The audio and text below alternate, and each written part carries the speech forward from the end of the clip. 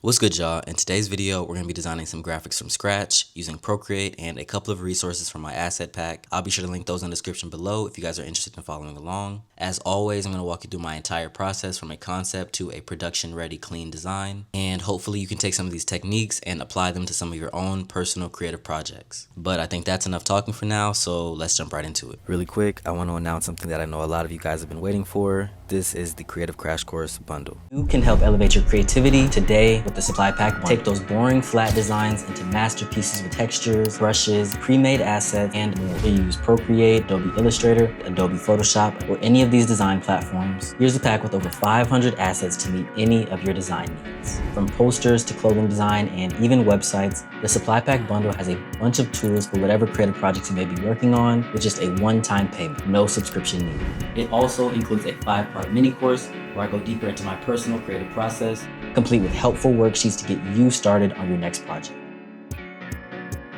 Thank you, and now let's get right back into the video. Alright, so first things first, of course, we want to go ahead and set up our canvas for today, and the canvas that we're going to be working on is going to be 4,000 pixels by 4,000 pixels, and that's going to be at 300 dpi. And once we have that, it should open up our blank canvas. And we want to do one more thing just to prep our canvas for our designs. So we're going to go up here to our actions menu, and then we're going to go to canvas, and then we're going to go to drawing guide. And as we see, that kind of put up like a 2D grid, and that looks cool. But what we wanted to actually do is edit that drawing guide and take it from 2D grid into symmetry.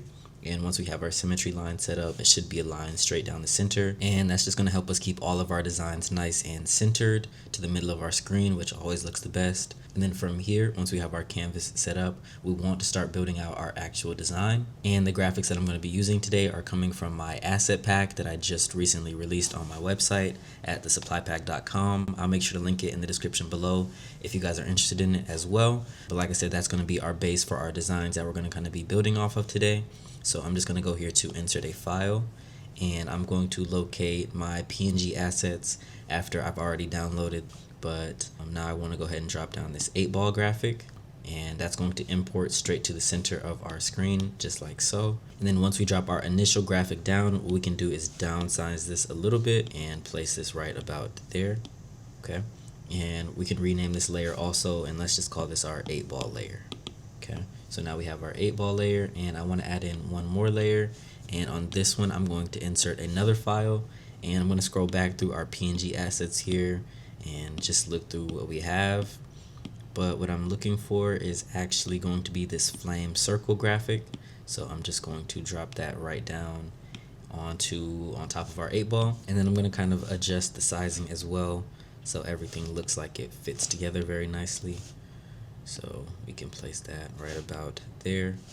And the good thing with this fire graphic is there is an actual circle in between, so we can kind of tweak and adjust to make sure that our 8-ball fits nicely in that. Okay, so I think somewhere right about there looks pretty cool. Okay, bring some opacity back. And then I'm also going to move both of these down some so we can have this pretty centered to the middle of our screen like so. Okay. And now let me rename this flame layer as well. And now from here, what we want to do is actually add some color into this graphic so we can really bring it to life. As of right now, everything is kind of just blending together and we can't tell exactly what's what. So this step is going to help us create that separator. So what I want to do is create an extra layer. And on this extra layer, we're going to turn on clipping mask, and we're also going to turn on drawing assist. Okay. And then for this, let's also rename this, and we can call this our flame, our color. So now here we are on our flame color layer, and I want to find a brush that's going to be helpful for adding in some color. And I think using this acid wash 2 brush is going to be very helpful for that. And we also do have everything on that drawing assist, and basically what drawing assist allows for us to do is that anything that we do to one side, it does copy over to the other side, and that's because of that symmetry line that we created a couple steps ago. Okay, so but here we are. I'm going to use a kind of bright reddish color down here near the bottom of our flame, and I'm just going to very lightly start coloring up, so making sure that the bottom is the most full, and then as it fades to the top, it kind of gets a little bit darker and darker as we go up. And I think this red to black fade looks pretty cool, but I do want to do a more natural kind of flame, so our next color would be kind of like a deep orange color somewhere probably in this area. and I'm going to start somewhere near the middle of our graphic, and again kind of do the same thing. So start fading up from there and being able to kind of get some of these little points down here near the red. And of course we can go back to our red and add any more red as we see fit, just kind of tweak it to our personal liking. But I think a nice blend gets the best kind of look. But once we have our oranges, now let's go to our yellows. So we're going to do a nice golden yellow here near our top, and we're going to start at the top and kind of fade down from here. Okay, and then all the way at the very top, what we could do is a light, very light white color. And I think this needs a little bit more of that orange and red near the middle, so I'm just going to go back through and fade that in some. Alright, so now that we have that, what I want to do is go to our 8-ball layer now. And also on our 8-ball layer, our 8, this inner circle is not colored in. So I'm just going to take some white really quick and I'm going to drag that right into those spots. So we have our full 8-ball now. Okay, and I'm going to add another layer, and this is going to be our 8-ball color layer. So we could just call this 8B color, and again this is on clipping mask and drawing assist. Okay, so here we are on our 8-ball color layer, and I'm still using this acid wash brush, but now we're going to switch to kind of like a bluish color, and this is going to kind of make up some of the detail in this 8-ball and bring that out some. So we're just going to very lightly kind of start shading in some of that. And for this design specifically, there's going to be a lot of push and pull to kind of see what looks best for your specific design. This is just me kind of freestyling right now, seeing what we can do with this. But yeah, gonna add a couple little spots like that. And as we see, we're getting kind of this nice graffiti-esque kind of style coming out from just using this spray brush, or this acid wash 1 brush rather. And I think this is coming together pretty nice so far. I'm just kind of going around very lightly in some of these areas, and I even had a reference of an 8-ball pulled up a second ago, which is kind of helping out with trying to place some of these little details. And this is looking pretty good. Really quick, I'm going to go back through our layers, what we've done so far. So of course up here at the top we have our flame color layer, and this is with it just a flat black, but we added that color which really brings that to life. And we also have our 8-ball color on this now, which really adds a nice texture, some grain to it, and also makes that really pop up off our screen as well.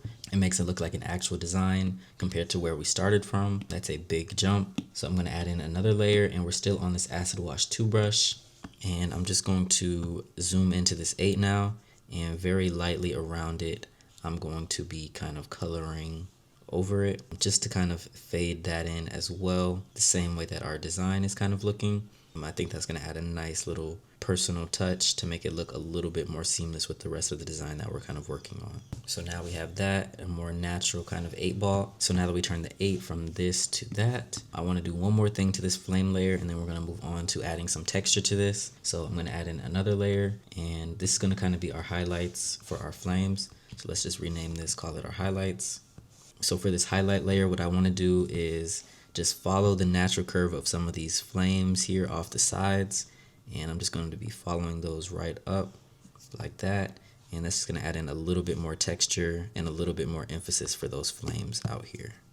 And these are those places where you can really get as creative as you want to with making some of these highlights as dark or as vibrant as you want to, as you care to, for your personal designs or your branding.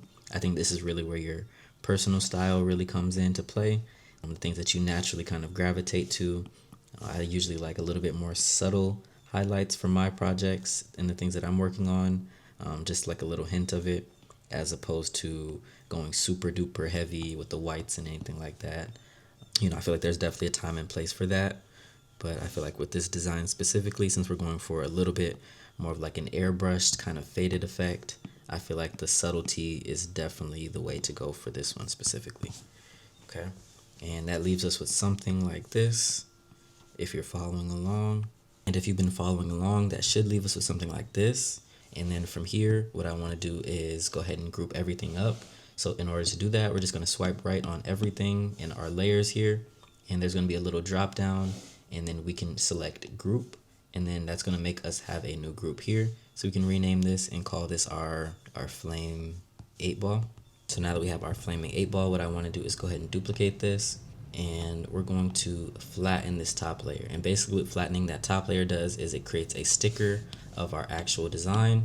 So here, of course, we can go through our layers and edit anything as we see fit, but once we flatten it, it's flat. There's no more layers, and it's just that final kind of piece that we have here. But I think that works because we are in a good place with this design so far. But if we ever needed to go back and make any kind of adjustments, for example, to our flame color, we can go back to our layers here and go to some adjustments, and then we can start changing those flame colors to pinks and purples, whatever color. But I think this kind of red, yellow, orange flame that we have going on looks really nice, especially with this kind of dark blue ball that we have going on as well. So now, since we've been creating this kind of vintage-esque 8-ball design, what I want to do is add some vintage textures to it as well to really kind of bring the design home and to really sell the actual graphic that we've been creating here. So in order to do that, what I want to do is go up here to our actions menu again, and I'm going to insert a file, and these textures that I'm going to be using are going to be coming from my new texture pack. I just dropped this texture pack as well, and it has 75 plus textures that I'm always using, a bunch of different sprays and splatters, scratches, just really a bunch of different things that I'm always using in my personal designs. Some of my favorite textures to always use are going to be these worn plastisols. So I'm just going to pick on this worn plastisol 1, and as we see that imports and it drops down, and it actually dropped down below our 8-ball. But this is one of the worn plastisol textures, and we can create a clipping mask onto our 8-ball. And really quick, while we're here, we can call this our flame 8-ball. We can call this our V2 because this is our second version, and this one would be our first version. So we have our second version here, and what I want to do is also duplicate this again, and I'm going to flatten this down one more time. So now we have just this, and now that we have our graphic pretty much complete, I think it looks really nice. What I want to do is see how this actually looks on some kind of mock-up. So I'm going to go to Quatro's Tops brushes and locate a good mock-up that I could kind of see this fitting on. I think us going for kind of the muscle tee vibe would be really cool for this, almost like a Harley Davidson kind of vibe. So let's go ahead and just drop that down. And again, using that center line, we're just going to line up this blue and green dot, and that'll kind of align for the center of our screen here. Okay, so let's rename this. We'll call this our outline, and we're just going to kind of speed through this. This is the usual process that we always go through when it comes to designing these mock-ups. So let's just run through this really quick. We have our outline. We're going to duplicate our outline, and now let's lock that top one down. On this bottom one, we'll rename this our color, and on this color one, I think a nice color for this tee would be something kind of like an off-whitish color. So probably something in this area, maybe a little bit lighter, maybe like right about there. And I'm just going to drag and drop this onto all of the places on our t-shirt where we want color, which is going to be everywhere. And now we can bring that colored 8-ball right back in, and now we can drag this down to size and kind of see how we can fit this in on this muscle tee here. Okay, so we have something like this right now, and I think this is looking really cool. Also, what I want to do is turn this design on to multiply mode, and that's just going to help it blend in a little bit better with this muscle t-shirt, depending on kind of the look that we're going for. But I think this 8-ball on this kind of cream off-white tee looks really cool. I'm going to add in one more quick little step, and this is going to be some shadows.